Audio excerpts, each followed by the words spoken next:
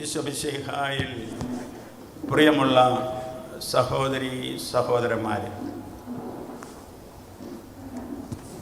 ഓശാന ഞായർ സമാഗതമായി വിശുദ്ധ വാരം ആരംഭിക്കുകയാണ്. ഇന്നേ ദിവസം നാം ജെറൂസലമിലാണ്.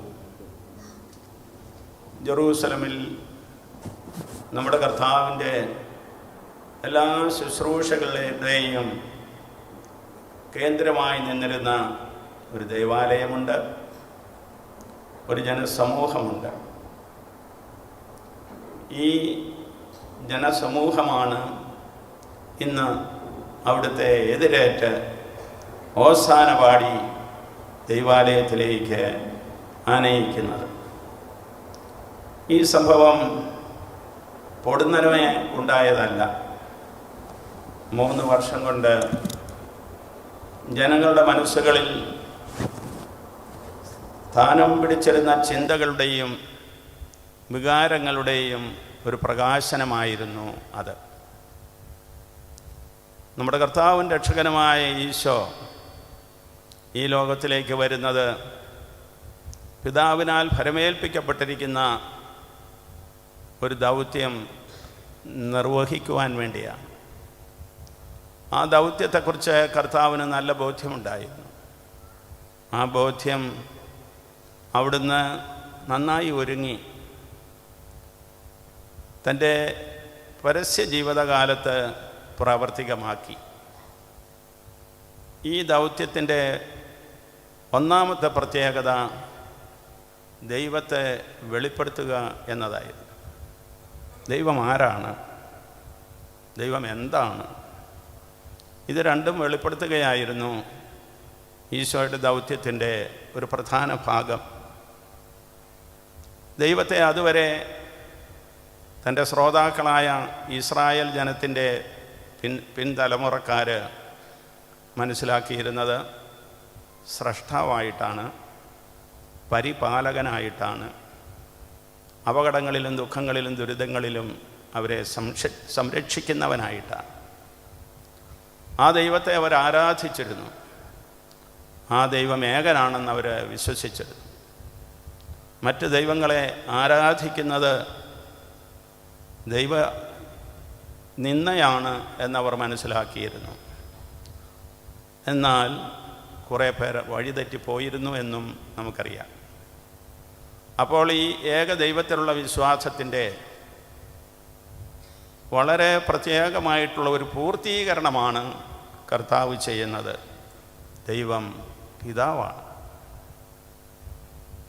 ദൈവം പിതാവാകുമ്പോൾ മനുഷ്യരെല്ലാം മക്കളാണ്. ദൈവത്തിൻ്റെ പിതൃത്വവും മനുഷ്യ മക്കളുടെ സാഹോദര്യവുമാണ് കർത്താവ് കൊണ്ടുവരുന്ന സവിശേഷത. ഈ സവിശേഷത അവിടുന്ന് തൻ്റെ വചന പ്രഘോഷണങ്ങളിലും അത്ഭുത പ്രവർത്തികളിലും ജനങ്ങൾക്കും ശിഷ്യന്മാർക്കും നൽകിയ ബോധനങ്ങളിലും പ്രകാശിതമാക്കിയിരുന്നു. അങ്ങനെ ദൈവത്തെ പിതാവേ എന്ന് വിളിച്ച് പ്രാർത്ഥിക്കുവാനും അവിടുന്ന് പഠിപ്പിച്ചു. ലോകത്തിൽ ആദ്യമായിട്ടാണ് ഒരാൾ ദൈവത്തെ പിതാവായിട്ടുള്ള ആ ചിത്രം അവതരിപ്പിച്ചുകൊണ്ട് പ്രാർത്ഥിക്കുന്നത്. സ്വർഗസ്ഥനായ ഞങ്ങളുടെ പിതാവേ, അങ്ങയുടെ നാമം പൂജിതമാകണം. അപ്പോൾ അങ്ങനെ ദൈവത്തെ പിതാവായിട്ട് കണ്ട് പ്രാർത്ഥിക്കുവാൻ പഠിപ്പിച്ചു. ദൈവത്തെ പിതാവായിട്ട് സ്വീകരിച്ച് ജീവിക്കുവാൻ പഠിപ്പിച്ചു കർത്താവ്. അവിടുന്ന് തൻ്റെ പ്രഭാഷണങ്ങളിലെല്ലാം പറഞ്ഞു, ഞാൻ അബ്രാഹത്തിന് മുമ്പിലുള്ളവനാണ്, ഞാൻ ദൈവത്തിൽ നിന്ന് വരുന്നവനാണ് എന്നൊക്കെ. അവരുടെ ഭാഷയിൽ അവർക്കത് മനസ്സിലാക്കാൻ സാധിച്ചില്ല. ഒരു മനുഷ്യൻ എങ്ങനെയാണ് ദൈവത്തിൽ നിന്ന് വരാൻ സാധിക്കുന്നത്? പിന്നീട് അവിടുന്ന് വെളിപ്പെടുത്തി, ഞാൻ പുത്രനാണ് എന്ന്. ദൈവത്തിൻ്റെ പുത്രൻ. അത് അവിടുത്തെ ജ്ഞാനസ്നാന വേളയിലും പ്രകടിപ്പിക്കപ്പെട്ടു. ഇവൻ എൻ്റെ പ്രിയപുത്രനാകുന്നു, ഇവനെ ഞങ്ങൾ കേൾക്കുവിൻ.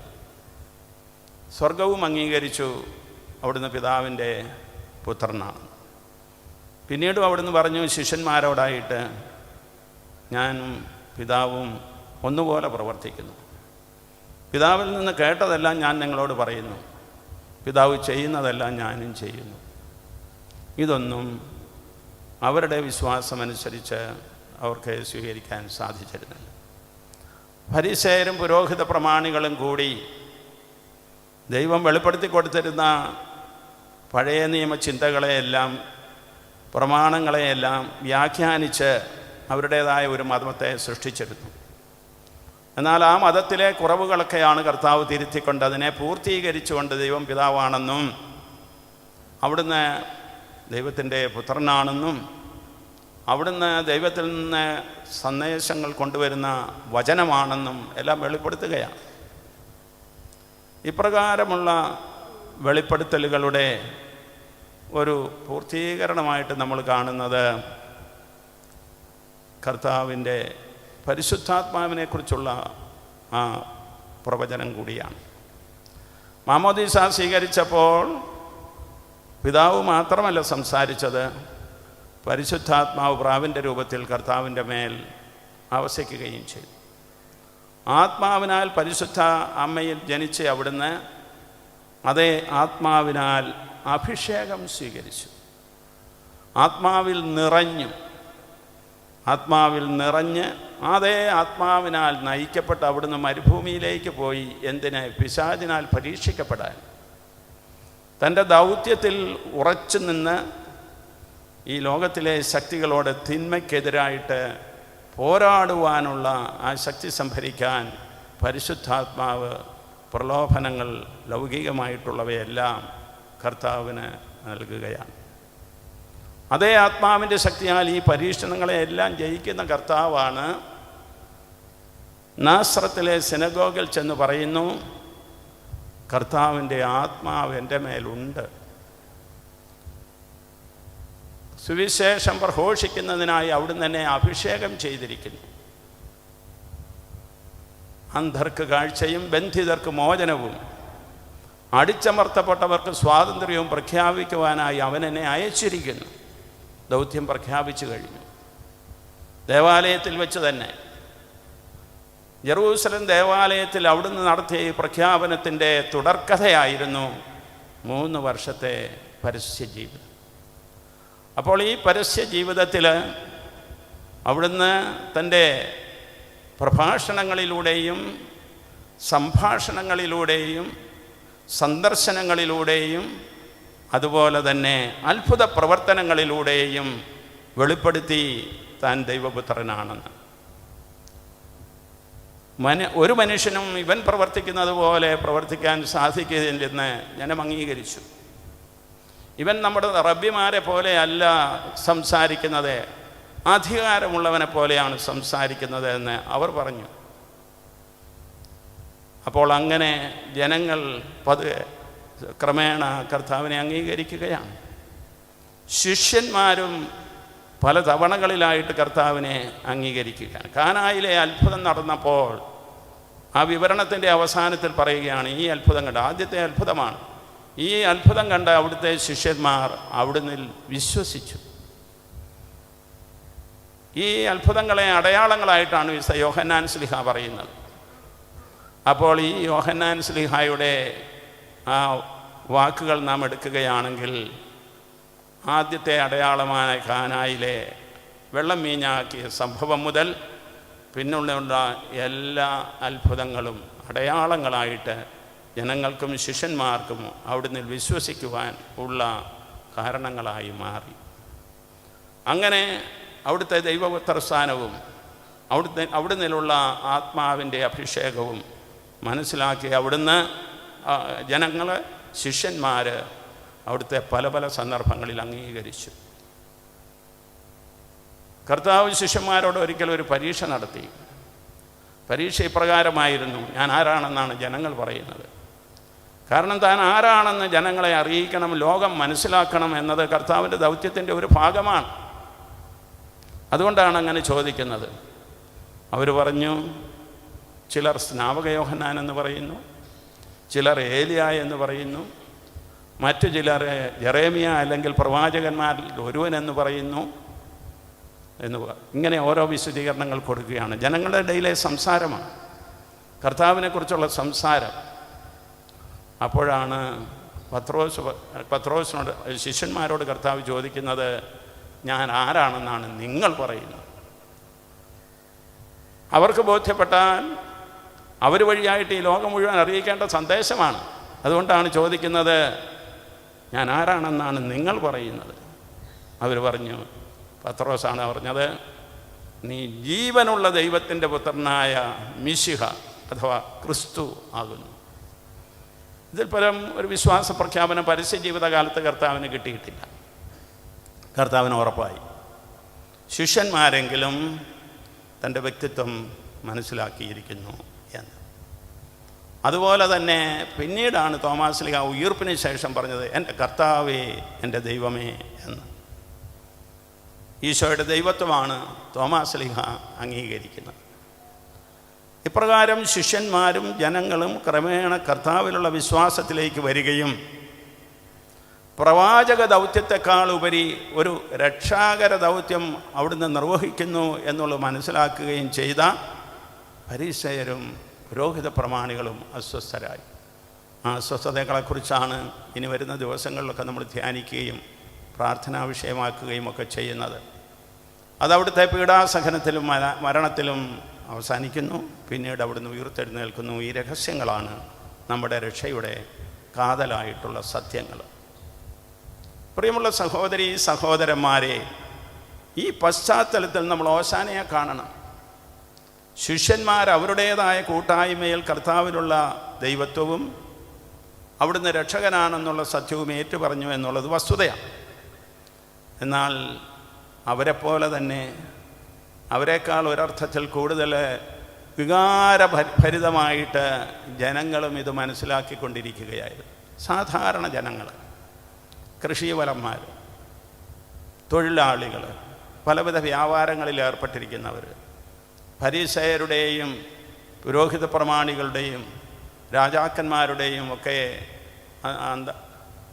ഭവനങ്ങളിലൊക്കെ ശുശ്രൂഷ ചെയ്യുന്ന, സേവനം ചെയ്യുന്ന ആളുകൾ ഒക്കെയായിട്ടൊരു വലിയ വൃന്ദം. അപ്പോൾ അവരുടെ പ്രതിനിധികളായിട്ട് നമ്മൾ ഈ ജെറൂസലേമിലേക്ക് കർത്താവിനെ കൊണ്ടുപോകുന്നവരെ കാണണം. ജനങ്ങളുടെ വിശ്വാസ പ്രഖ്യാപനമാണ് ഓശാന. ജനങ്ങൾ നമ്മുടെ കർത്താവിനെ വിശ്വസിച്ച് ഏറ്റുപറയുന്ന മഹാസംഭവമാണ് ഓശാന. അതുകൊണ്ടാണ് ഓശാനയ്ക്ക് ചരിത്രത്തിൽ ഒരു സ്ഥാനം ലഭിച്ചത്. അതുകൊണ്ടാണ് ഓശാന നാളിൽ ക്രൈസ്തവർ മാത്രമല്ല എല്ലാ മനുഷ്യരും കർത്താവിനെ ഓശാന പാടുന്നത്. യേശുക്രിസ്തുവിൻ്റെ ഓശാന തിരുനാളാണ് ഇന്നെന്ന് അറിഞ്ഞുകൂടാത്ത മനുഷ്യർ ഒരുപക്ഷെ ഈ ലോകത്തിൽ അധികം കാണുകയില്ല. അങ്ങനെ ഈ ഓശാന ഭുവന പ്രസിദ്ധമായി തീരണമെന്ന് വരികിൽ നമ്മുടെ കർത്താവിൻ്റെ ദൈവത്വവും അവിടുത്തെ രക്ഷാകര ദൗത്യവും ലോകം ഏറെക്കുറെ മനസ്സിലാക്കിയിരിക്കുന്നു എന്നാണ്. ഇത് പൂർണ്ണമായിട്ട് മനസ്സിലാക്കിയിരിക്കുന്നവരാണ് നമ്മൾ. ഇന്ന് നമ്മൾ നമ്മുടെ ആ ഓശാന പാടുന്ന ദിവസമാണെങ്കിൽ ജെറൂസലത്തിലെ ആ ലളിതമനസ്കരായിട്ടുള്ള, നിഷ്കളങ്കരായിട്ടുള്ള, ദൈവവിശ്വാസികളായിട്ടുള്ള, കർത്താവിൽ ദൈവത്വം ദർശിച്ച ആ ജനങ്ങളോടൊപ്പം നമ്മൾ ഓശാന പാടണം. അവർ പറഞ്ഞതെന്താണ്? അത്യുന്നതങ്ങളിൽ ദൈവത്തിന് ഓശാന, കർത്താവിൻ്റെ നാമത്തിൽ വരുന്നവൻ അനുഗ്രഹീതൻ, ഇവൻ ഗലീലിലെ നസറത്തിൽ നിന്നുള്ള യഥാർത്ഥ പ്രവാചകനാണ്. അംഗീകരിച്ചേറ്റു പറയുന്ന സത്യങ്ങളാണ്, അവരുടെ ഹൃദയങ്ങളിൽ നിന്നും ഉയർന്ന സത്യങ്ങൾ, ഭവനങ്ങളിലിരുന്ന് അടക്കം പറഞ്ഞിരുന്ന കാര്യങ്ങൾ, അവർ പിന്നീട് കൂട്ടങ്ങളിൽ സംസാരിച്ച കാര്യങ്ങൾ, സ്ത്രീകൾ ഭക്ഷണമൊരുക്കിയ സന്ദർഭത്തിൽ പരസ്പരം പറഞ്ഞിരുന്നത്, ജോലിക്കാരവരുടെ ജോലി വേളകളിലൊക്കെ അവൻ ആരായിരിക്കുമെന്ന് ചർച്ച ചെയ്ത വിഷയമാണ്. അവർ ഒന്നിച്ചു കൂടിയപ്പോൾ ഉദീരണം ചെയ്യുകയാണ്, ദാവീദിൻ്റെ പുത്രൻ ഓശാന. എന്തുകൊണ്ടാണ് ഈ വാക്കിൻ്റെ അർത്ഥം എന്താണ്? ദാവീദിൻ്റെ പുത്രൻ ഓശാന. കാരണം രക്ഷകൻ ദാവീദിൻ്റെ ഗോത്രത്തിൽ നിന്ന് വരുമെന്നുള്ളത് പ്രവചനമായിരുന്നു. അത് പഴയ നിയമം ഉരുക്കഴിച്ചിരുന്ന അവർക്ക് സങ്കീർത്തനങ്ങളിലൂടെ അവർ അറിഞ്ഞിരുന്ന കാര്യങ്ങളായിരുന്നതിനാൽ അവർ പറയുകയാണ്, ദാവീദിൻ്റെ പുത്രൻ ഹോശാന, ഇതാ രക്ഷകൻ വന്നിരിക്കുന്നു. അവരേറ്റു പറയുകയാണ്. ആ വാക്കുകൾക്ക് അത്ര വലിയ ഒരു അർത്ഥഗാംഭീര്യമുണ്ട്. ദാവീദിൻ്റെ പുത്രൻ ഹോശാന, കർത്താവിൻ്റെ നാമത്തിൽ വരുന്നവൻ അനുഗ്രഹീതൻ. ഇതിൽ പരം ഒരാൾ വരാനില്ല. കർത്താവിൻ്റെ നാമത്തിൽ വരുന്നവന് അനുഗ്രഹീതൻ, ഇവൻ യഥാർത്ഥ പ്രവാചകനാണ്. അവരേറ്റു പറയുകയാണ്. അപ്പോൾ ചിലപ്പോൾ നമ്മൾ ചിന്തിച്ചു പോകാറുണ്ട്, ഈ ജനം തന്നെയാണ് പിന്നീട് കർത്താവിനെ ക്രൂശിക്കുക എന്ന് പറഞ്ഞത്. ഒരു പക്ഷേ ഈ കൂട്ടത്തിൽ നിന്നും ചിലരൊക്കെ പിന്തിരിഞ്ഞ് ആ കർത്താവിനെ ക്രൂശിക്കുക എന്ന് പറയാനും പോയിരിക്കാം. പക്ഷേ മാനുഷികമായിട്ട് തന്നെ ചിന്തിച്ചാൽ പോലും പ്രിയമുള്ളവരെ, ഈ കൂട്ടമായിരുന്നിരിക്കുകയില്ല. പുരോഹിത പ്രമാണികളാലും ഫരീസയരാലും വശത്താക്കപ്പെട്ടിരുന്നവർ തെറ്റായ പഠനങ്ങൾ കൊടുത്ത് പ്രബോധനങ്ങൾ നൽകി കർത്താവിൻ്റെ പഴയ നിയമ വെളിപാടുകളെല്ലാം ദുർവ്യാഖ്യാനം ചെയ്ത് തങ്ങളുടെ താല്പര്യങ്ങൾക്ക് വേണ്ടി വ്യവസ്ഥാപിതമായ യഹൂദമതത്തിൻ്റെ നിലനിൽപ്പിന് വേണ്ടി പ്രവർത്തിച്ചവരാണ് ഒരുപക്ഷെ അവനെ ക്രൂശിക്കുക എന്ന് പറഞ്ഞ ജനക്കൂട്ടത്തെ രൂപപ്പെടുത്തിയത്. പ്രിയമുള്ളവരെ, ജനക്കൂട്ടത്തെ വഴിതെറ്റിക്കുക എളുപ്പമാണ്. എന്നാൽ ജനക്കൂട്ടമാണ് യഥാർത്ഥത്തിൽ സത്യം വിളിച്ചു പോകുന്നവർ. അതാണ് ഈ ഹോശാനയിൽ നമ്മൾ കാണുന്നത്. ജനങ്ങളുടെ നിഷ്കളങ്കതയെ, അവരുടെ ലാളിത്യത്തെ, അവരുടേതായ സാധാരണ ജീവിത ശൈലിയെ നാം അംഗീകരിക്കണം. വാസ്തവത്തിൽ സഭയുടെ സ്വരവും ജനങ്ങളുടെ സ്വരമാണ്. ഈ ദേവാലയത്തിൽ ഇത് ചെറുതാണെന്ന് ഒരിക്കലും തടിച്ചുകൂടിയിരിക്കുന്ന നിങ്ങളെ സംബന്ധിച്ചിടത്തോളം ഈ ഹോശാന നിങ്ങളുടെ വിശ്വാസ പ്രഖ്യാപനത്തിൻ്റെ ഭാഗമാകണം. കർത്താവായ ഈശോ മിശിഹായിലുള്ള വിശ്വാസത്തിൽ അവിടുന്ന് ദൈവപുത്രനാണ്, അവിടുന്ന് ദൈവവചനമാണ്. ഈ കാര്യങ്ങളെല്ലാം നമ്മളിന്ന് ഉപയോഗിക്കുന്ന വിശുദ്ധ കുർബാനയുടെ അനാഫറായിൽ നമ്മൾ ഏറ്റു പറയും. അവിടുന്ന് ദൈവപുത്രനാണ്, ദൈവവചനമാണ്, നമുക്ക് വേണ്ടി മരിച്ചവനാണ്, നമ്മോടൊപ്പം ഉയർത്തെഴുന്നേൽക്കുന്നവനാണ്, നമ്മെയും ഉയർപ്പിക്കുന്നവനാണെന്നൊക്കെയുള്ള നിത്യസത്യങ്ങൾ പ്രിയമുള്ളവരെ നമ്മളിന്ന് പ്രാർത്ഥനയിൽ വിഷയമാക്കും. അതുതന്നെയാണ് ഈ ഹോശാനയിൽ നമ്മൾ ഏറ്റുപറയുന്ന വിശ്വാസ പ്രഖ്യാപനം. ദാവീദിൻ്റെ പുത്രൻ ഹോശാന, കർത്താവിൻ്റെ നാമത്തിൽ വരുന്നവൻ അനുഗ്രഹീതൻ, നസ്രത്തിൽ നിന്നുള്ള പ്രവാചകന് ഹോശാന. ഇതെല്ലാം കേട്ടപ്പോൾ ഈ പുരോഹിത പ്രമാണികളും അതുപോലെ തന്നെ ഫരിസയരും അസ്വസ്ഥരായി എന്നൊരു വാചകം നമ്മൾ സുവിശേഷത്തിൽ കേട്ടു. ഇവരെന്താണ് ഈ പറയുന്നത്? അവർ അസ്വസ്ഥരായിട്ട് കർത്താവിനോട് ചോദിക്കുക. അപ്പോൾ കർത്താവ് 8-ാം സങ്കീർത്തനം 2-ാം വാക്യം ഉദ്ധരിച്ചുകൊണ്ട് പറയുകയാണ്, നിങ്ങൾ കുഞ്ഞുങ്ങളുടെയും മുല കുടിക്കുന്നവരുടെയും അധരങ്ങൾ കൊണ്ട് അവനൊരു കോട്ടയുണ്ടാക്കി എന്നുള്ള സങ്കീർത്തനം ഉദ്ധരിച്ചുകൊണ്ട് കർത്താവ് പറയാണ്, അവരാണ് ഈ പ്രഘോഷിക്കുന്നത് എന്ന്. നിഷ്കളങ്ക മനസ്സര്. ഒരിക്കലും ഒരു കുട്ടിയെ പിടിച്ച് തൻ്റെ ജനങ്ങളുടെ മധ്യത്തിൽ നിർത്തിക്കൊണ്ട് കർത്താവ് പറഞ്ഞില്ലേ, ഈ ശിശുവിനെ പോലെയുള്ളവരാണ് ദൈവരാജ്യത്തിൽ പ്രവേശിക്കുന്നത്. പ്രിയമുള്ളവരെ, ആരാണത്? നിങ്ങളാണ്. ഈ ഹോശാന പാടുന്നവരാണ് ആകണം. ഇപ്രകാരം കർത്താവിന് ഹോശാന പാടിക്കൊണ്ട് അവിടെ നിന്നുള്ള വിശ്വാസം നമ്മളിന്ന് പ്രഖ്യാപിക്കുമ്പോൾ, അവിടുത്തെ രക്ഷകനായിട്ടും പ്രവാചകനായിട്ടും സ്വീകരിക്കുമ്പോൾ, അവിടുന്ന് ഈ ലോകത്തിൽ വന്നിട്ടുള്ള സകല മനുഷ്യരെക്കാളും വ്യത്യസ്തനായിട്ടുള്ള ദൈവപുത്രനും മിശിഹായുമാണെന്ന് ഏറ്റുപറയുമ്പോൾ നാം നമ്മുടെ വിശ്വാസത്തിൻ്റെ പ്രകാശനമാണ് നടത്തുന്നത്. ഇതൊരു ചടങ്ങല്ല, ഇത് ഓരോ വർഷവും വരുന്ന ഒരു കർമ്മം മാത്രമല്ല. ഇത് നമ്മുടെ വിശ്വാസത്തിൻ്റെ ആഴപ്പെടുത്തലാണ്. ഇത് കർത്താവിനോടും സഭയോടും ചേർന്നുള്ള നമ്മുടെ ജീവിതത്തിൻ്റെ ഒരു പ്രകാശനമാണ്. ഇത് കാണുന്നതാണ് വാസ്തവത്തിൽ ദൈവത്തെ കർത്താവിൻ്റെ രക്ഷകനുമായിട്ടും സ്വീകരിക്കേണ്ടത്. പ്രിയമുള്ളവരെ, കർത്താവിൻ്റെ സന്ദേശത്തിനൊരു സാർവലൗകികതയും ഉണ്ടായിരുന്നുവെന്ന് നമുക്കറിയാം. അതാണ് പൗലോസ് ശ്ലീഹായുടെ ലേഖനത്തിൽ നമ്മളിന്ന് കേട്ടത്. മുന്തിരിയിൽ നിന്ന് ശാഖയൊടിച്ച് യഥാർത്ഥ മുന്തിരിയോട് ചേർത്തുകൊണ്ട് യഹൂദരും യഹൂദരല്ലാത്തവരെയും ഒന്നിച്ചു ചേർത്തുകൊണ്ട് തൻ്റെ ജനത്തെ രൂപപ്പെടുത്തുന്ന കർത്താവിൻ്റെ ആ രക്ഷാകരമായ പ്രവർത്തനത്തെക്കുറിച്ച് പൗലോസ് ശ്ലീഹ റോമാക്കാർക്ക് ഇന്ന് വിശദീകരിച്ചത് നമ്മൾ കേട്ടു. അതുകൊണ്ട് ലോകത്തിൻ്റെ എല്ലാ ഭാഗങ്ങളിലുമുള്ള മനുഷ്യർക്ക് വേണ്ടിയിട്ട്, തൻ്റെ മക്കളായ മനുഷ്യ സമൂഹത്തിന് വേണ്ടിയിട്ട് കർത്താവായ ഈശോ മിശിഹായുടെ ആ പ്രവർത്തനമാണ് നാം ഇന്ന് കാണുന്നത്. അതിനാൽ എന്താണ് നമ്മെ സംബന്ധിച്ചിടത്തോളം എല്ലാ മനുഷ്യരും, ഏത് മതത്തിൽ വിശ്വസിക്കുന്നവരായാലും, ഏത് സംസ്കാര പൈതൃകമുള്ളവരായിരുന്നാലും, ഏത് ഭാഷ സംസാരിക്കുന്നവരായാലും, ഏത് രാജ്യത്തിൽ വസിക്കുന്നവരായാലും നമ്മുടെ സഹോദരന്മാരാണ്. കർത്താവായ ഈശോ മിശിഹായിൽ നാം എല്ലാവരും ദൈവത്തിൻ്റെ മക്കളാണ്. ദൈവമക്കളെപ്പോലെ പരസ്പരം അംഗീകരിക്കാനും ആദരിക്കാനും ബഹുമാനിക്കുവാനും കൂട്ടത്തിൽ നിർത്താനും ഒന്നിച്ചു നീങ്ങാനും വിളിക്കപ്പെട്ടിരിക്കുന്ന മനുഷ്യ സമൂഹത്തിൻ്റെ ഐക്യമാണ് നമ്മുടെ വിശ്വാസത്തിൻ്റെ ആത്യന്തിക ലക്ഷ്യം. നമ്മുടെ ജീവിതം തന്നെ മനുഷ്യ സമൂഹത്തെ കോർത്തിണക്കുന്നതാണ്. ഇത് ആദ്യമായിട്ട് സഭാമക്കളിൽ സംഭവിക്കണം. സഭയുടെ ഉള്ളിൽ, കുടുംബങ്ങളിൽ ഈ ഐക്യം സംസ്ഥാപിതമാകണം. പരസ്പരം ശുശ്രൂഷ ചെയ്തുകൊണ്ട് ദൈവത്തിൻ്റെ സ്നേഹം മറ്റുള്ളവർക്ക് പ്രാവർത്തികമാക്കേണ്ടതാണ്. കർത്താവ് ദൈവത്തിൻ്റെ സ്വഭാവം വെളിപ്പെടുത്തിയതുപോലെ ദൈവം എന്താണെന്ന്, ദൈവത്തിൻ്റെ സ്വഭാവം എന്താണെന്നും വെളിപ്പെടുത്തി. എന്താണത്? സ്നേഹം, കാരുണ്യം. ദൈവം സ്നേഹമാകുന്നുവെന്ന് ആദ്യം വെളിപ്പെടുത്തിയത് നമ്മുടെ കർത്താവായ ഈശോ മിശിഹായുടെ സുവിശേഷ പ്രഘോഷണത്തിലൂടെയാണ്. യോഹന്നാൻ എഴുതിയ സുവിശേഷം 3-ാമത്തെ അധ്യായം 16-ാമത്തെ വാക്യം ആ സുവിശേഷത്തെ മുഴുവൻ സംഗ്രഹിക്കുന്നുണ്ടെന്ന് C.S. സ്പിക്ക് എന്ന് പറയുന്ന ഒരു ബൈബിൾ പണ്ഡിതൻ പറഞ്ഞിട്ടുണ്ട്. എന്ന് വെച്ചാൽ ആ ഒരു വാചകത്തിലെ 3:16 നമുക്ക് നമ്മുടെ കർത്താവിൻ്റെ ദൗത്യം, ഇന്ന് നമ്മളിപ്പോൾ ധ്യാനിക്കുന്ന ഈ ദൗത്യം മുഴുവൻ കാണാം.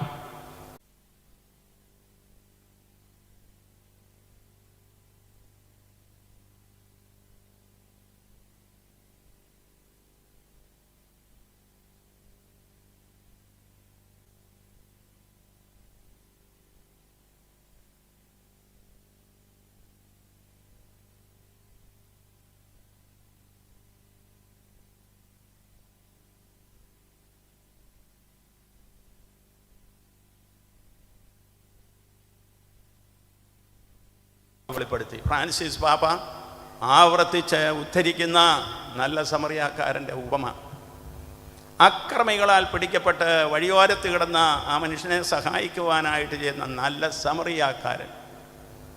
പ്രിയമുള്ളവരെ, നാം ഇരിക്കണം ആ നല്ല സമറിയാക്കാരൻ എന്ന് കർത്താവ് പറയുകയാണ്. അല്ലാതെ കർത്താവിനെതിരായി ഗൂഢാലോചനകൾ നടത്തുന്നവരാകരുത്, കർത്താവിനെതിരായി ആസൂത്രണങ്ങൾ നടത്തുന്നവരാകരുത്, യും സഭയുടെയും പ്രബോധനങ്ങളെ ദുർവ്യാഖ്യാനം ചെയ്യുന്നവരാകരുത്. വിധേയത്വത്തോടും എളിമയോടും കൂടി പൗലോസ് ശ്ലീഹ റോമാക്കാർക്കോട് പറയുന്നത് പോലെ വിനയത്തോടുകൂടി കർത്താവിൽ വിശ്വസിച്ച് സഭയുടെ കൂട്ടായ്മയിൽ ചേർന്ന് നമുക്ക് നമ്മുടെ വിശ്വാസം പ്രഖ്യാപിക്കാം, സ്നേഹമറിയിക്കാം, കാരുണ്യം പ്രാവർത്തികമാക്കാം. അപ്പോൾ നമ്മൾ ദൈവമക്കളായി തീരുന്നു. ദാവീദിൻ്റെ പുത്രൻ ഹോശാന, കർത്താവിൻ്റെ നാമത്തിൽ വരുന്നവൻ അനുഗ്രഹീതൻ. പിതാവിൻ്റെയും പുത്രൻ്റെയും പരിശുദ്ധാത്മാവിൻ്റെയും നാമത്തിൽ.